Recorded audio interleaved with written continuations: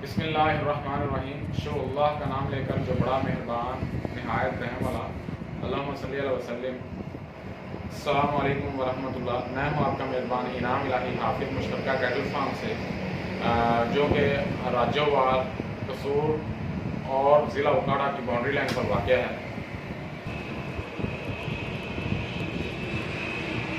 आज का जो हमारा टॉपिक है जी, वो ये है कि नए फार्मर को किन चीज़ों का ख्याल रखना चाहिए। तो ये जो टॉपिक है ये मैं इंशाल्लाह 2-3 एपिसोड में कंप्लीट करूँगा। आज जो बात मैं डिस्कस करने जा रहा हूँ वो ये है कि मंडी में जानवर जो दोस्त हैं नए फार्मर हैं उनको क्या क्या चीज़ें देखनी चाहिए। तो सबसे मेन चीज़ तो ये है कि पहले शेड अप कंप्लीट होगा, सब पहले मरले में आता है। तो वो तकरीबन हर बंदे को ही पता है शेड किस तरह का होना चाहिए। जितना कंफर्टेबल शेड होगा उतनी ही फार्मिंग अच्छी होगी। तो पानी की निकासी भी मेन चीज़ है, पानी की निकासी भी होनी चाहिए, मतलब फार्मिंग के अंदर, शेड के अंदर। तो शेड के बाद जो मरहला आता है वो परचेजिंग का आता है। तो जब आप मंडी में जाएं जानवर परचेज करने के लिए, तो सबसे मेन चीज़ ये है, नए फार्मर को पता नहीं होता कि मैंने कौन सी नस्ल लेनी है, कौन सा जानवर लेना है, कौन सा वजन होना चाहिए, किस तरह का जानवर होना चाहिए। तो ये सारी चीज़ें नए फार्मर को नहीं पता। तो उसका सबसे आसान हल ये है कि आप एक ऐसा बंदा, काबिल इत्मीनान बंदा अपने साथ लेके जाए जो एक्सपर्ट हो। तो एक्सपर्ट बंदे का साथ होना फार्मिंग में नए फार्मर के लिए इंतहाई ज़रूरी है मंडी में। तो मंडी में जाकर जिन चीज़ों का ख्याल रखना चाहिए वो मैंने चीज़ें कुछ लिखी हैं, तो वो आप नोट फरमा लें। सबसे मेन चीज़ ये है कि आपने वहाँ पर जब जाना है तो वहाँ पर ब्रोकर टाइप लोग होते हैं, दलाल टाइप लोग होते हैं जो जिनसे आपने बचना है, क्योंकि वो उनको पता फ़ौरन लग जाता है कि ये नए बंदे हैं तो ये मलाई आ गया है, इसको खा लिया जाए। तो लिहाजा आपने दलालों से, ब्रोकरों से बचना है, खुद ही परचेजिंग करनी है जो आपके साथ एक्सपर्ट बंदा है उसकी रहनुमाई के साथ। उसके बाद जो नया बंदा है उसको कांटे पर माल नहीं लेना चाहिए। कांटे पर माल अच्छा नहीं मिलता मेरी नज़र में, क्योंकि जो बंदा कांटे पे आप मंडी में जाएंगे, एक बछड़ा अगर कांटे पे मंडी में कांटे पर चढ़ाया जाता है तो उसको जब कांटे वाला रेट लगाता है वो कहता है जी मैंने नहीं देना, और दूसरा बंदा बछड़ा चढ़ाता है कांटे पे, उसको कांटे वाला रेट लगाता है, वो फौरन दे देता है। रीज़न क्या होती है, जो पहला बंदा नहीं देता उसका बछड़ा अच्छा होता है, वो उसको पता होता है कि मेरा इस रेट का बछड़ा नहीं है, महंगा बिक जाएगा, वो कांटे पे नहीं देता। अब जो कांटे पे दे देता है उसको पता होता है कि मेरे जानवर के पल्ले कुछ नहीं है, ये हड्डियां हैं, ये क्वालिटी वाइज ये माठा है, ये कंडम जानवर है, इसमें ग्रोथ नहीं करना, तो मुझे रेट अच्छा मिल रहा है मैं दे दूँ। तो कांटे वाले ने चूंकि अपना कमीशन लेना होता है तो वो कहता है कि ये सारे अच्छे हैं। बास कांटे वाले बहुत अच्छे भी हैं मार्केट के अंदर, काबिल इत्मीनान भी हैं, लेकिन ये है कि मैं समझता हूँ कि कांटे से बचना चाहिए नए फार्मर को। जो एक्सपर्ट बंदा हो वो कांटे पर रिस्क ले सकता है। तो इसके बाद मंडी जो है सारा दिन करनी चाहिए। बाज़ दोस्त परेशान हो जाते हैं, थक जाते हैं, लोग कहते हैं जल्दी जल्दी बछड़े परचेज करें और घर जाएं, तो जल्दी के चक्कर में नए फार्मर महंगी परचेजिंग कर लेते हैं। जो प्रॉफिट उन्होंने फार्मिंग करने के 3 महीने बाद लेना होता है वो प्रॉफिट वो एडवांस मंडी में ही दे आते हैं। तो इसलिए जल्दबाजी नहीं करनी चाहिए। मंडी में सुबह फर्स्ट टाइम जाना चाहिए, सुबह 6 बजे, और शाम को वापस आना चाहिए। मंडी सारा दिन टिक के करनी चाहिए, आराम से करनी चाहिए, सुकून से करनी चाहिए, तहम्मुल से करनी चाहिए, और बड़े गौर फिक्र के साथ करनी चाहिए। और साथ साथ ये भी देखना चाहिए कि जिस बंदे को हम साथ लेकर आए हैं वो हमारे साथ सिंसियर है भी या नहीं, तो उसके ऊपर भी कड़ी नजर रखनी चाहिए। उसके बाद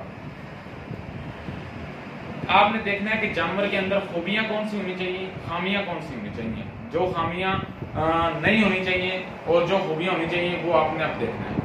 खूबियों में आपने देखना है कि जानवर का जो स्किन है वो लचकदार हो, जानवर का जो ढांचा है वो बड़ा हो, हड्ड बड़े हों, जानवर की जो नाफ है, झालर है, लंबी हो। डेफिनेटली जिस जानवर की नाफ और झालर लंबी होगी उस जानवर के अंदर लचक भी होगी, उसका स्केलेटन भी बड़ा होगा। तो जानवर लचकदार होना चाहिए। कि लचकदार इसलिए कहा जाता है, नाफ झालर लंबी इसलिए कही जाती है कि अगर उसकी नाफ झालर लंबी है, जिस्म लचकदार है, तो उसके अंदर गोश्त बढ़ने की सलाहियत होती है, उसके अंदर गोश्त पैदा होने की ताकत ज्यादा होती है। जो जानवर जिसका पेट, जिसकी नाफ ऊपर साथ लगी होती है पेट के साथ, जिसकी स्किन टाइट होती है, जिसका स्केलेटन छोटा होता है, वो जानवर नहीं लेना चाहिए। उसके अंदर गुंजाइश नहीं होती गोश्त पैदा करने की। एक तो ये चीज देखनी है। दूसरी आपने ये देखनी है कि जानवर बीमार ना हो। जानवर सेहतमंद हो, जानवर को किसी किस्म की बीमारी ना हो, जानवर के पाँव को देखें, इसको मुंह खोल की बीमारी नहीं है, उसका मुंह खोल कर देखें, मुंह के अंदर छाले तो नहीं है, जानवर को अच्छी तरह से चेक करें, जानवर को चला के चेक करें कि जानवर के पाँव में लड़खड़ाहट तो नहीं है, उसके अलावा जानवर को कोई जख्म तो नहीं है, ये सारी चीज़ें कन्फर्म करें। और जानवर कमज़ोर ना हो, जानवर सेहतमंद हो। अगर जानवर कमज़ोर होगा तो वो ग्रोथ करते करते टाइम लेगा, तो सेहतमंद जानवर लेना चाहिए। और ये देखना चाहिए कि जिस जानवर को बचपन में दूध नहीं मिला वो जानवर नहीं लेना चाहिए, और वो जानवर अपनी शक्ल से ही बता देगा कि इसको बचपन में दूध नहीं मिला, वो जानवर कमज़ोर होगा, उसके पल्ले कुछ नहीं होगा, तो इस तरह के जानवर से बचना चाहिए। अब बात आती है कि नस्ल कौन सी लेनी चाहिए, तो मेरी नज़र में फैटनिंग वाले ये बछड़ों की सारी डिस्कस हो रही है। फैटनिंग के हवाले से आपको क्रॉस ब्रीड पर जाना चाहिए, वलैती क्रॉस से बचना चाहिए। गर्मी में तो वो बिल्कुल भी वजन गेन नहीं करता, सर्दी में वो वजन गेन करता है, तो क्रॉस ब्रीड लेनी चाहिए। या इसके अलावा साहिवाल ले लें, चोलस्तानी ले लें, देसी बछड़े ले लें, ये नस्लें ले लें। तो इसके अलावा जो चीज़ें देखनी, आपने जो वजन लेना है फैटनिंग के लिए आइडियल वजन है वो 220 केजी से लेकर 350 केजी। आप ऐसे ही कह लें कि आपका एवरेज वेट जो होना चाहिए वो 250 केजी वाला बछड़ा होना चाहिए, इससे कम नहीं होना चाहिए।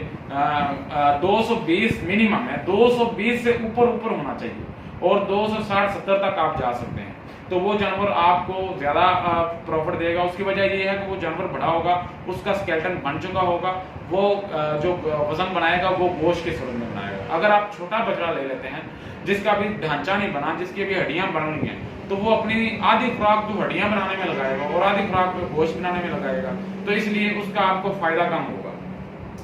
तो इसके अलावा जो है, आपने जो जानवर होते हैं धन्नी वाले, उन जानवरों से बचना है। धन्नी वाले जानवर नहीं लेने चाहिए। धन्नी वाले बोलते हैं जिनकी नाफ पेट के साथ लगी होती है, तो ये सारी चीज़ें आपने वहाँ पर देखनी है।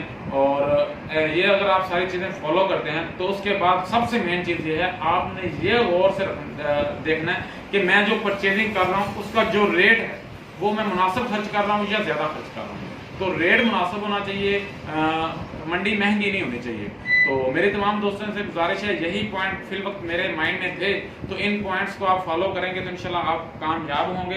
तो अब जिन भाइयों ने अभी तक हाफिज मुश्तरका कैटल फार्मिंग के चैनल को सब्सक्राइब नहीं किया, तो मेरी तमाम दोस्तों से गुजारिश है कि चैनल को सब्सक्राइब करें, लाइक करें, शेयर करें। आपके ताउन से ही हमारा चैनल जो है वो आपके लिए रोजाना की बेस पर मालूमाती इंफॉर्मेटिव वीडियोस लेकर आ रहा है। इंशाल्लाह हमारी कोशिश होगी कि ये जो चैनल है तमाम भाइयों को, तमाम फार्मर्स को ज़्यादा से ज़्यादा फ़ायदा दे और ज़्यादा से ज़्यादा इंफॉर्मेटिव और मालूमाती वीडियोस रोज़ाना की बेस पर आपको दिखाए। तो आपके ताउन का इंतहाई शुक्रिया, जज़ाकुमुल्लाह।